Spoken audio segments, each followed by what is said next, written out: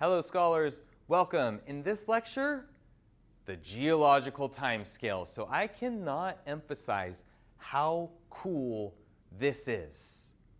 That we have the ability to understand the entirety of Earth history based on the rocks that exist at the surface of our Earth. That is amazing, and it did not come easy. So the geological timescale, it's the crown jewel. It is the creme de la creme. It is the periodic table of the elements for geology.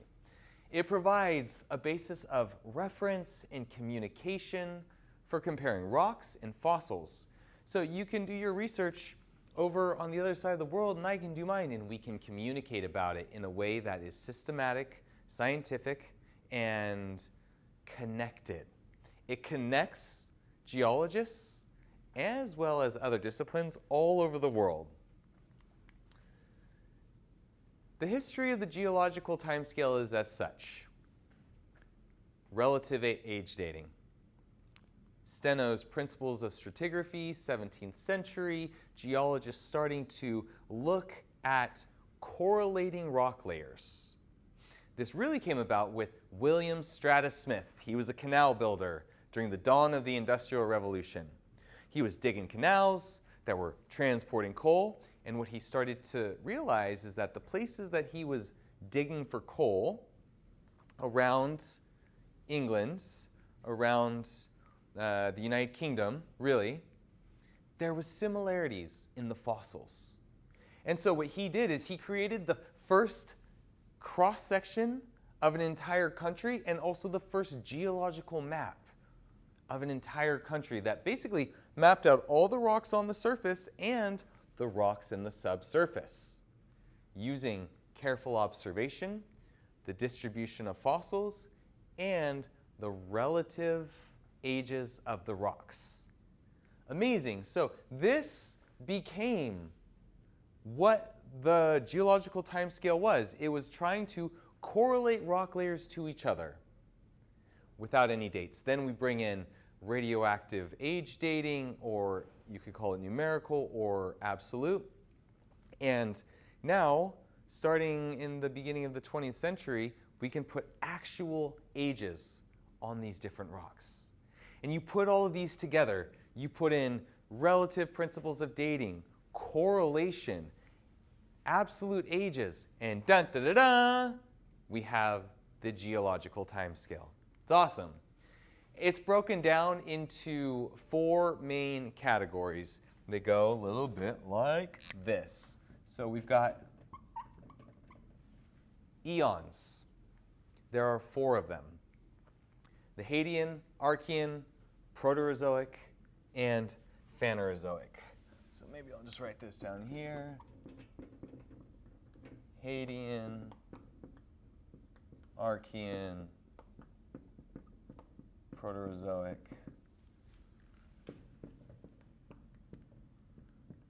Phanerozoic.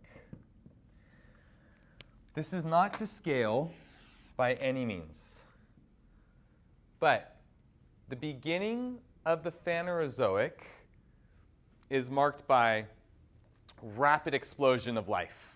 Life diversified on tremendous levels. These 3 together are collectively known as the Precambrian.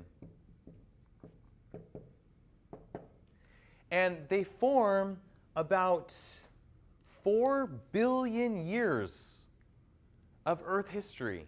This is how little we know about the far back. We know a lot, but we don't know as much as we do about the last 500 million years.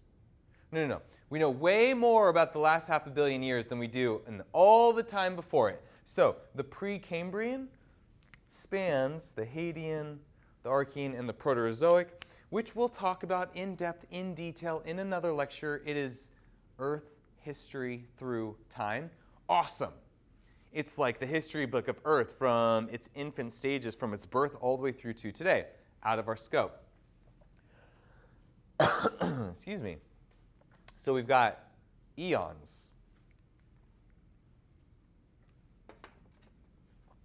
eras,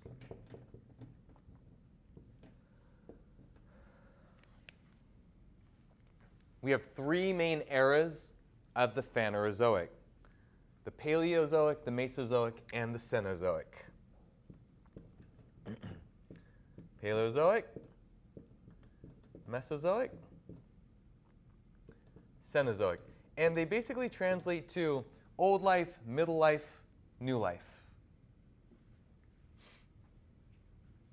Still haven't defined this Precambrian yet, but we're going to.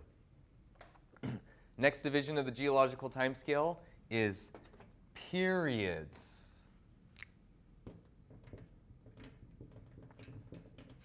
Now, each of the eras is split into periods.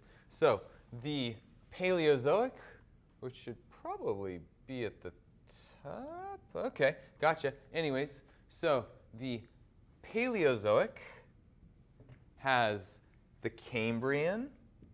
Oh, now we're seeing why. The Cambrian, we're going to call it the Ordovician, Silurian, Devonian, the Carboniferous, and the Permian.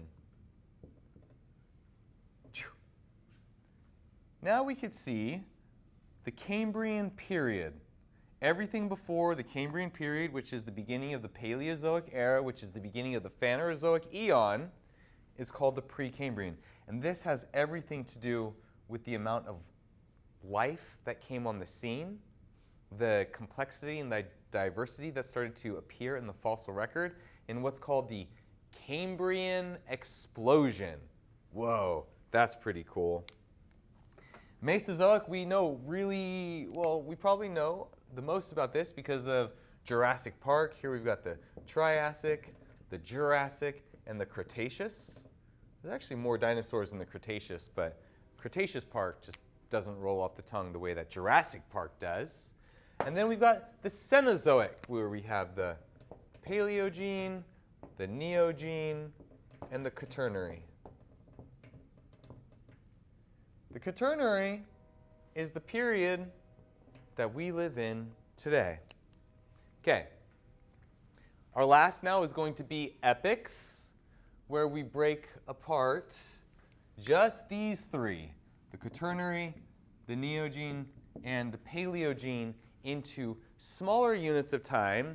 Holocene, Pleistocene being the Quaternary. It's basically what we have today, the Ice Ages, the Pliocene, the Miocene, the Oligocene, the Eocene, and the Paleocene, dating back to around 65 million years ago, 66 million years ago, the extinction of the dinosaurs, which wasn't just the dinosaurs, it was a mass extinction. We see it in the rock record, we see it in the fossil record. 90% of Earth species went extinct. And what did survive? Small mammals. Those small mammals grew up to become you and me. So if it wasn't for that big asteroid, or it could have been the monumental amount of volcanism that was happening, we wouldn't be here. So, hey, you never know what you need to happen in your life or in your evolution. And after it all, this is the USGS, the Geological Society of America, Geological Timescale. And so here we really break it down into eons, eras, periods, epochs, and ages, so that we have a basis for communicating and understanding and really referencing our Earth. We can place the events of Earth history in the context of the geological timescale, and the geological timescale is within the concept of geologic time. This immense, huge amount of time that it took Earth to get the way that it did to today. It's this process of recycling and creating and consuming Earth's crust, shuffling different rocks around the surface, while the animals and the plants and the fungi and all the different species that live on the Earth respond to our changing and adapting environment. So this is the geological timescale. Thank you for your attention, and I'll see you in the next one.